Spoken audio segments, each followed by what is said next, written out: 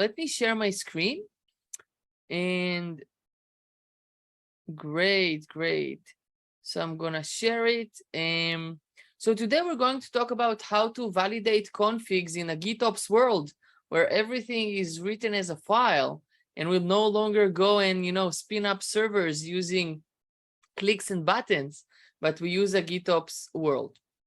So I'll just make sure that I have the Q&A open and that I have the chat open in case you have questions, feel free to ask. So my name is Shimon Tolts, and as you said, I'm the co-founder and the CEO of Datree, where we prevent misconfigurations from reaching production in cloud-native workloads.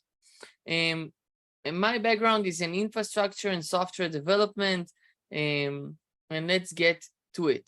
So why am I doing a talk about GitOps and managing and validating configuration files? Is because we get to see a lot of those every day.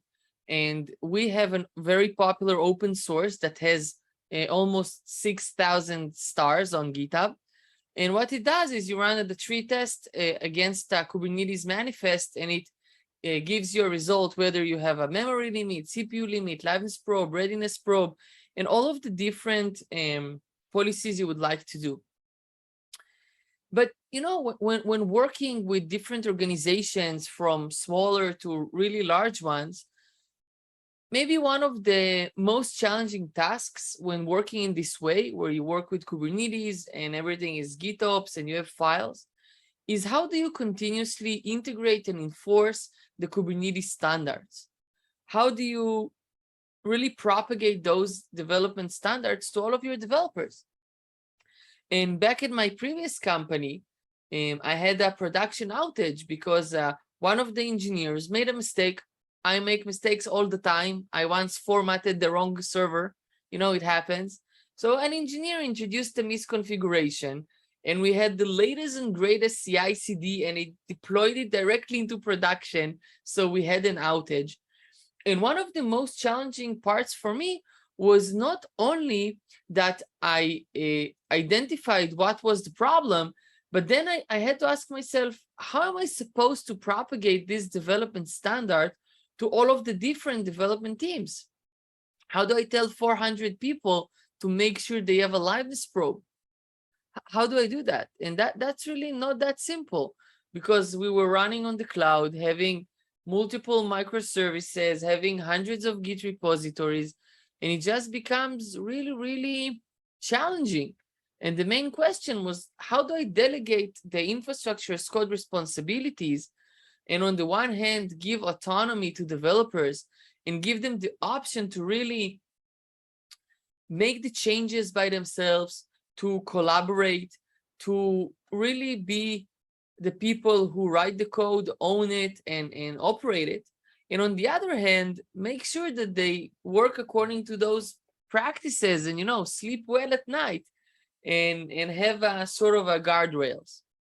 And in order to do so, I'm going to talk to you about the different types of misconfigurations that happen and how to really tackle them in the best ways that I recommend to propagate development standards in organizations. So number one, the first type of misconfigurations that happens mainly when working with Kubernetes is syntax errors. People go and write a YAML that is structured incorrectly, or you have an invalid Kubernetes schema. And everyone understands that. The second thing is we have knowledge gaps. And this is where there are configurations that we can use, but they are not mandatory. In Kubernetes, you don't have to put a memory limit. You don't have to put a pinned down version to your Docker container. You can use the latest tag. But maybe in my organization, I don't want people to do that. But there's a knowledge gap. People forget, people don't know, people leave the company, new people come. It's an issue. And thirdly is, how do I align the team around our own development standards? For example, maybe we have a centralized Docker registry, a JFrog Artifactory, for example, And I want people to pull those containers from there, or from our EKS deployment, or from our ECR deployment, ECR registry. And in order to do so, I need to align my team that this is our Docker registry. So number one, let's dive deeper into those types of issues. So number one, we want to validate syntax errors. And in order to do so, we can use different types of verifications. There is a cool, neat tool called YQ. It's similar to JQ. And what it allows you to do is it parses YAML structures. And when you pass it a file, and if it's an invalid YAML, then it will fail to process it. And if it has issues, it will tell you. So a very simple way to build your own solution in a way is to run a JQ. Then an option in order to validate resources in Kubernetes is to run a kubectl dry run. So it won't talk to a cluster, it will run locally, and it will check it.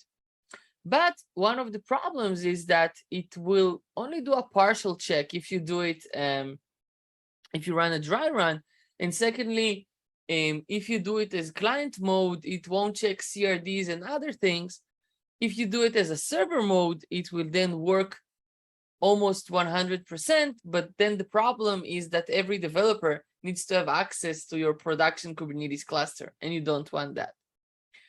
So for that, you can use a neat tool called kubeconform, which will perform this check and a schema validation on a shift left side, and it will take and evaluate all of the Kubernetes schema using the Open API and perform the tests on a shift left before you actually go and deploy to your cluster. Another thing that you can do is you can actually go to and use JSON schema. Our engine in Datree uses JSON schema in order to validate YAMLs and JSONs and so on. And there's a huge JSON schema store, and there are a lot of schemas already pre-configured. And this is also a nice thing that you can add to your GitOps pipeline in order to validate configuration files. Then this brings us to the second part. And this is, how do you enforce best practices and development standards in your organization, and ensuring that all of your different teams and departments follow those best practices. So sometimes it's not even a technological question. Sometimes it's like a culture question. And you ask yourself, okay, so what do I do? And I see companies at the beginning take one of two approaches. They either take the cowboy approach, which is everyone can do whatever they want and have access to everywhere. Maybe, startups who grew up fast. And then it's like the wild, wild west, and no one knows who owns what, and no one follows anything. And then you might have a production outage. On the other hand, we have the sheriff mentality, where it's like everything you want to do as an engineer, you need to talk to the SRE DevOps team, and we will do it for you, open it, approve it for you, and so on. This, on the other hand, slows down the organization, brings frustration to developers and operation teams, because no developer wants to wait on some other team in order to deploy the greatest and latest business feature they've developed. And no SRE and DevOps person wakes up in the morning to manually check YAML files and see that you put in a liveness probe check. It's really not interesting. It's not exciting. And you as a DevOps and SRE person want to work on cost optimization, on performance, on security, on cool stuff, and this just brings frustration on both sides. So one thing that I can recommend is, number one, choose champions. Go to the different teams that you have in your organization and see which people relate more to DevOps, to SRE, to the wide angle view of how things work, who really want to work with you as a centralized team who is responsible for your GitOps and Kubernetes. And then work on sharing the knowledge and using your champions as ambassadors. And of course, you choose whatever works best for you. It can be a webinar, a meetup, a boot camp, I don't know, an SRE boot camp where you need to graduate by spinning up a cluster. I don't know. Every organization likes to communicate differently, but at the end of the day, you want to have those champions and ambassadors there for you.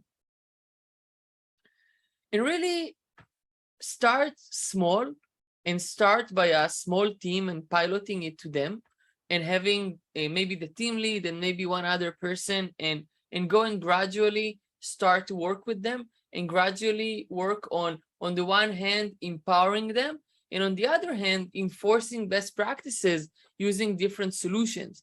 So from one end you tell them, I give you access to everything. On the other hand, you're saying, okay, I'm going to use some sort of guardrail, some sort of solution, some sort of build script, whatever you do, that will verify that what you're doing is according to our best practices.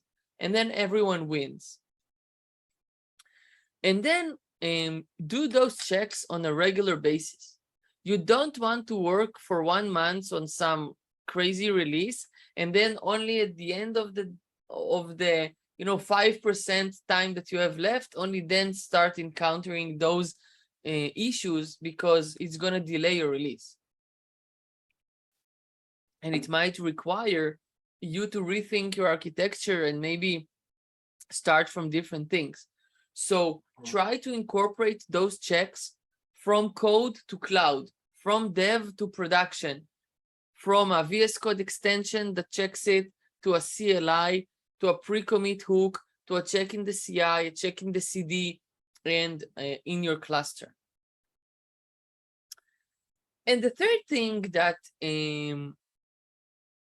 really I want to talk about is how to automatically validate those configurations. So you're saying, okay, Shimon, you convince me.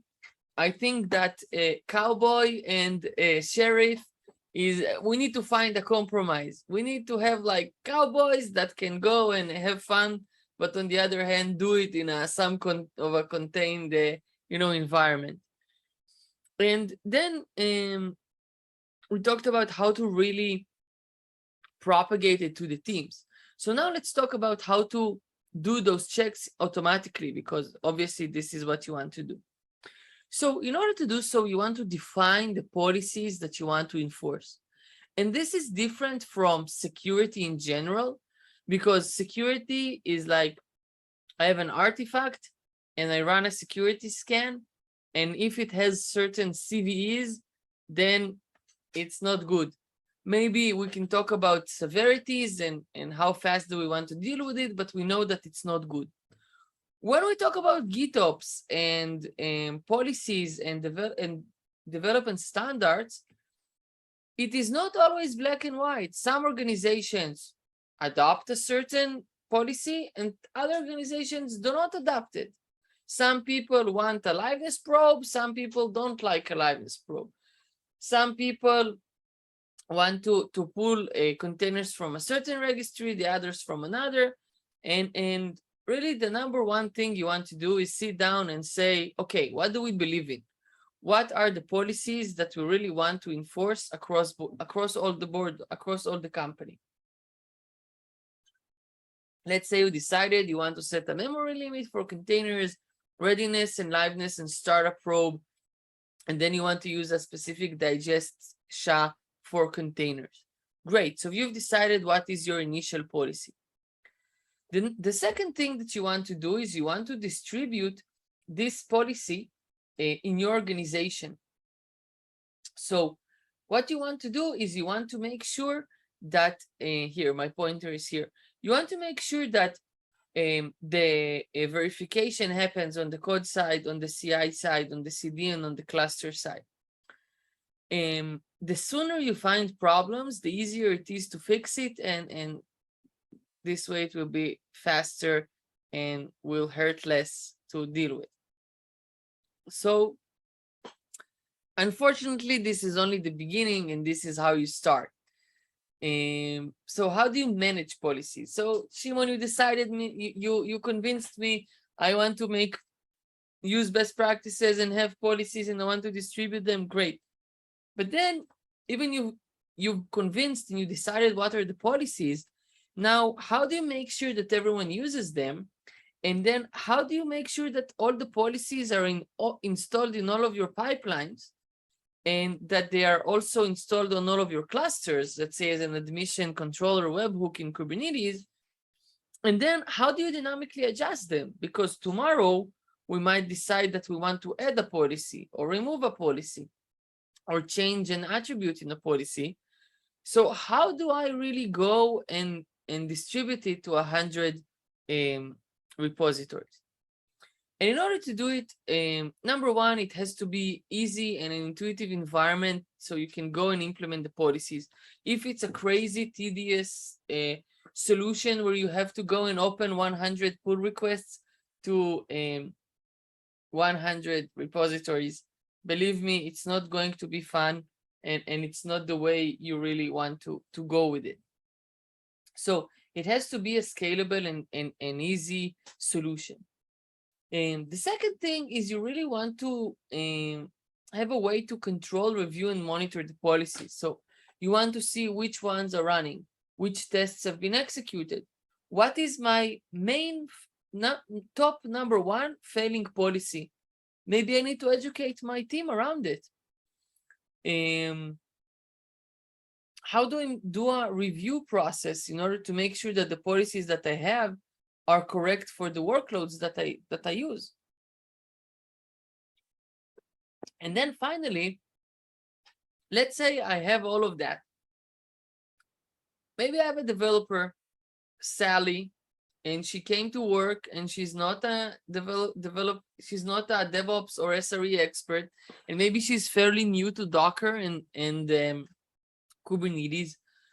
So going and writing her code and then going and trying to push it into production, and at that point really she will get an error in the CI/CD, for example, if she does not have a memory limit. But then if it just says you don't have a memory limit, so maybe Sally and Bob, maybe they don't really understand what the hell do we want from them. So you should really provide guidelines into how to fix the problems and how to remediate them. You know those tools where you go and you run a check and you get 100 failures and you go like, I have no idea what to do. So this is a bad experience, and this is why, really, as in my previous slide, start small and gradual, and make sure that you have really concise and clear guidelines on how to fix the issues that you have. Because it may be really intuitive for us. Oh, there is no liveness probe. Set up a liveness probe. And then for them, it can be like, okay, so a liveness probe. Okay, so it probes that my application is working correctly. And then, oh, it can be either a exec or a socket or an HTTP request. And then, okay, it's a web server, so I'm doing an HTTP request. Let's just make a /health endpoint that will return I'm healthy. But really, the person who will do it is doing the wrong thing, because it won't really check that the application is healthy, because maybe your application is talking to a database and is talking to a queue, and the health check should really go and see that it is able to talk to the database and it is able to talk to the queue, and that the response time is within the allowed boundary, and you should really perform a meaningful check. And again, all of that, the poor developer, like I go in, I don't know those things. If I just get an error that I'm missing a readiness or liveness probe, how am I supposed to know that? And it's really, really challenging. So let's see. So feel free to ask any questions if you might have. I'd love to hear your experiences with the different policies in the organization. Let me tell you a little bit about our open source and how it can help you with those challenges, and go over some examples. So let's show, so Datree prevents misconfigurations in Kubernetes. So things like ensuring that you have a liveness probe and readiness probe and memory limit and digestion and so on. And the way that our solution works, and again, if you want, you can build your own, or you can use a solution similar to Datree, is alongside the entire platform, whether it's code, CI, CD, or cluster. And then we have the Ops, SRE, DevOps side, and we have the developer side. And then the administrator sets the policies that they deem as what they want. And then the engineers in the organization are consuming those policies during the development process.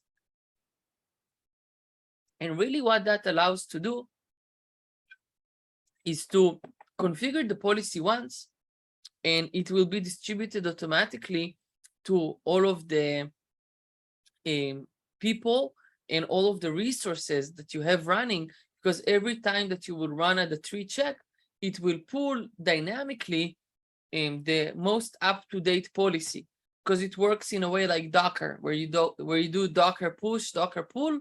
So you do a Datree publish policy, and then when you do a Datree test, it pulls the policy. As I said, we're an open source. This is outdated. We already have almost 6,000 stars, and we'd really love to hear your feedback. So I have a question here. Does Datree is being used together with GitOps, or is Datree a GitOps tool that will make code from Git to deploy to Kubernetes? So Datree helps you work in a GitOps way. So in my mind, what is GitOps? GitOps means that your code sits in, let's say, GitHub, and this code represents, it's an infrastructure as code, a representation of your production, which means that if I go to your Kubernetes and I see a deployment, and let me stop sharing for a sec. And if I go into Kubernetes and I see a deployment and I want to understand what is going on, I will go to the Git repo and see the YAML representation of this workload, because you can't actually go into Kubernetes and do launch instance, for example. Now, this way you are working in a GitOps way.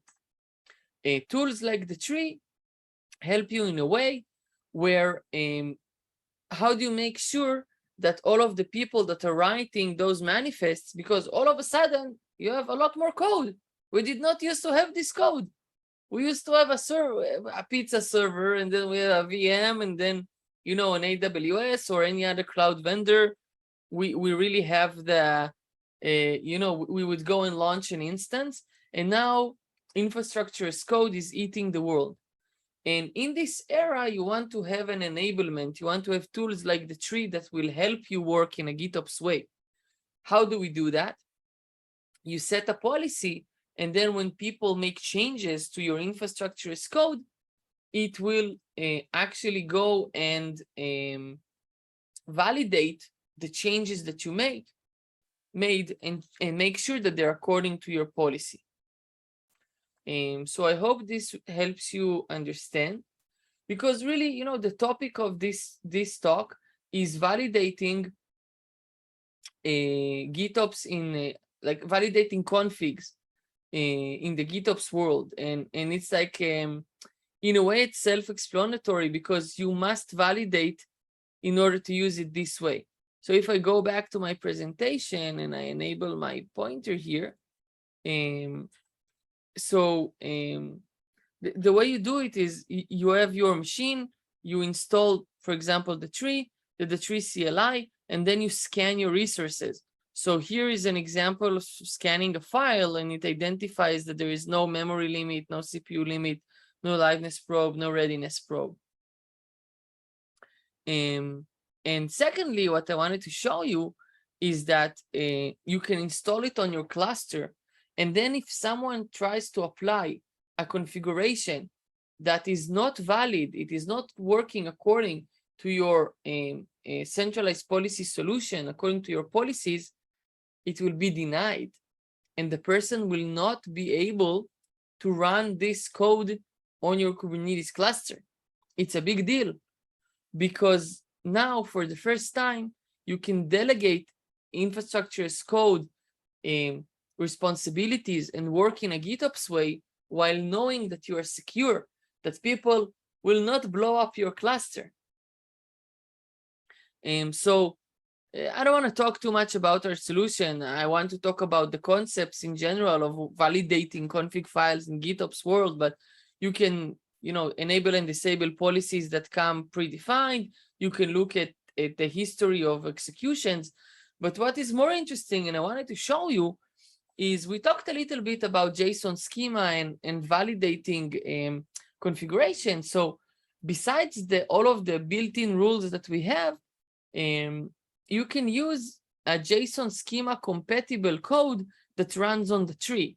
And in this example, I will show you how you can go and make sure that the resources that you're spinning only use an approved environments of the labels prod, staging, or test.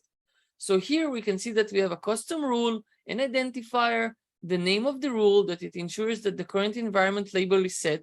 It's, this is one of the rules that I really suggest you use, because then you go to your Kubernetes, and if you don't have that, you just don't know what resources are running.